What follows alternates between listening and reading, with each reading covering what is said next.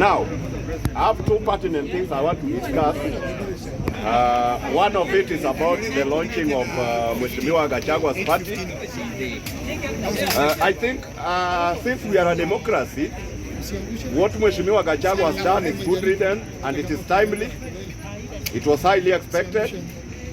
But as I always told you, history is paramount on everything I do.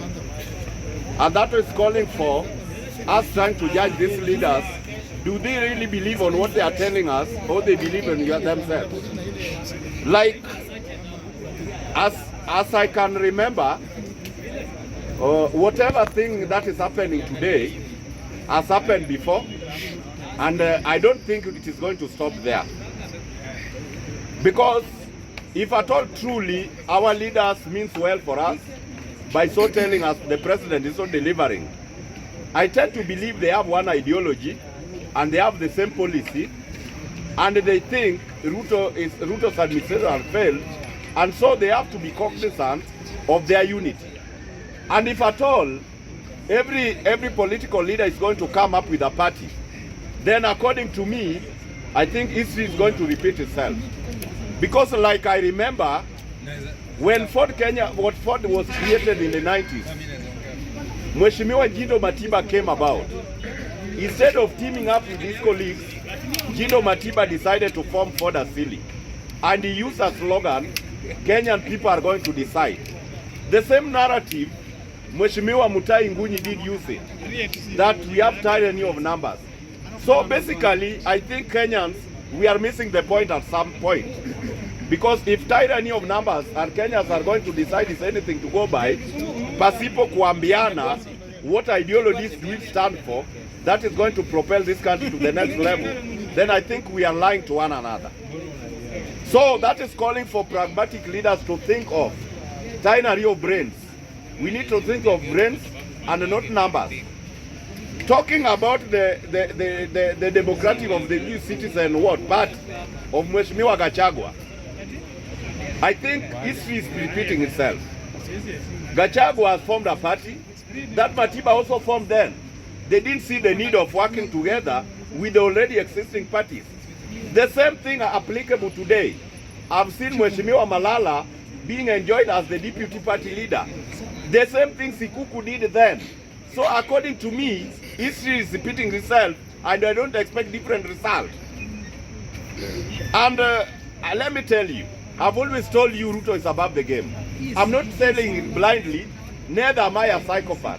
But as you see the events are unfolding, Ruto is an alumni of Mheshimiwa M1, that is Boy then, and equally graduated to be an alumni of Raila Amolo Odinga. If you tend to, you see these people very well. What these guys are doing today happened then. And that is what has called for me to tell you, we are not going to get anything new. If these leaders were not slanders, thugs, thieves, crooks, cranks, then these people ought to have sat together and chosen a party. But the way you are seeing them talking, everybody is pulling towards himself. Why is it difficult for Mheshimiwa Gachagua to go the Jubilee way? Why is it difficult for Mheshimiwa Gachagua to go the Wiper way? And why is it also difficult for Mheshimiwa Matiang'i and Mheshimiwa Kalonzo and these other leaders to go the Gachagua's way? If truly the denominator is ni kuokomboa hii nchi.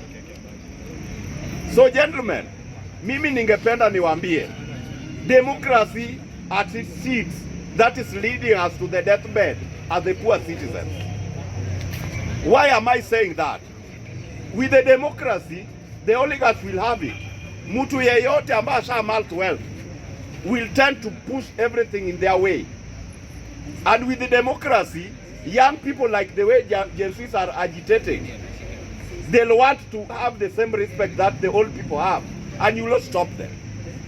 With the democracy, the poor guys are going to champion or crusade to get wealth of the wealthy.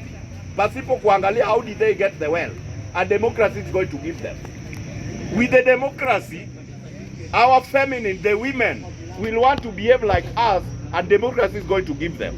So being we are a young democracy, at one point, guys, we have to accept iron feet must be used to let the country achieve its own dreams.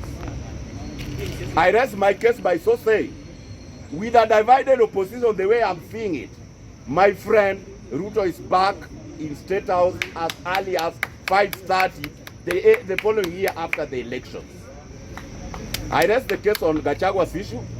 Let me come back as a happy guy from Homa Bay.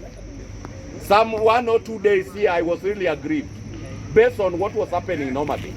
But today, at this point in time, I'm one proud guy coming from Homa Bay County. Why am I saying that? I did try to evaluate what has transpired in Homa Bay since Mheshimiwa Gladys Wanga took the helm of Homa Bay. I can count one of them, two of them, up to 10. But I can only highlight two, the Raila Amolo Odinga Stadium and the green port, the seaport of the Pie of Homa Bay. If you look at the way that development is done, not to mention the markets and other places, I can only see Ellen Sirleaf of Liberia in Homa Bay, in the name of Gladys Wanga. I can only see Joyce Banda of Malawi, in the name of Governor of Homa Bay. I can only see El Selassie of Ethiopia. I can only see Samba of Central Africa. I can only see Gladys, Agnes of Mauritius. I can only see Rose of Gabon. The same is applicable to me seeing Saleh Suluhu of Tanzania. So what am I saying? I'm seeing a leadership in Homa Bay that is not being taken that seat through bending over. Gone are the days when men only think that for a woman to achieve, there must be bending over. It is not there.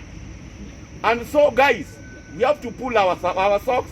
I can only beseech the current governor of Homa Bay to be very pragmatic on how he delivers and avoid sideshow. Let these people not bring mudslinger in terms of insecurity in Homa Bay. And so, let her take time and courage and work with a lot of trust with this deputy. Let Mheshimiwa Magwanga work with a lot of trust under that woman. Thank you very much, guys. Be blessed. Thanks for your attention. Nimechukua nafasi hii kuwashukuru.